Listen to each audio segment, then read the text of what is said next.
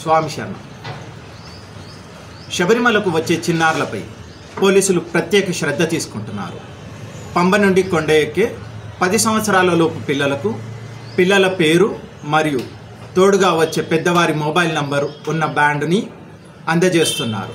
ఈ విధంగా ఏదైనా అత్యవసర పరిస్థితుల్లో బృందం నుండి పిల్లలు మిస్ అయితే వారి తల్లిదండ్రులను కనుగొని తిరిగి వారిని అప్పగించడానికి సులువుగా ఉంటుంది అని ఈ యొక్క కార్యక్రమాన్ని చేపట్టారు.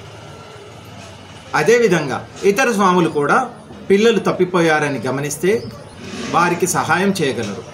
కొండని ఎక్కి మళ్ళీ వాహనం చేరే వరకు ఈ యొక్క గుర్తింపు పాసును చేతిలోనే ఉంచాలని, దానిని జాగ్రత్తగా చూసుకోవాలని పోలీసులు సూచిస్తున్నారు.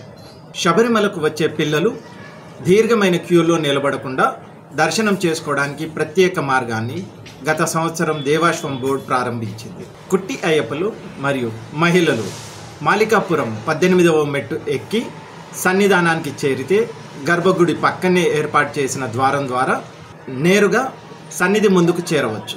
ప్రత్యేక మార్గం ద్వారా వచ్చే వారికి మొదటి వరుసలో దర్శనం చేసుకునే అవకాశం లభిస్తుంది. పిల్లలతో పాటు పెద్ద వయస్కులైన తల్లి లేదా తండ్రిని కూడా పిల్లలతో కలిసి ఆ ద్వారం ద్వారా స్వామిని దర్శించుకోవచ్చు. వృద్ధులు మరియు దివ్యాంగులు కూడా ఈ సౌకర్యాన్ని పొందవచ్చు. పంబా నుంచి పైకి వచ్చే పిల్లలు, దివ్యాంగులు మరియు దీర్ఘమైన క్యూలను తప్పించుకొని సులభమైన ప్రయాణం అనుభవించేందుకు ఇది చాలా ఉపయోగకరంగా ఉంటుంది.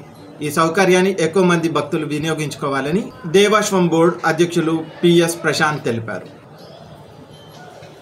స్వామి శరణం.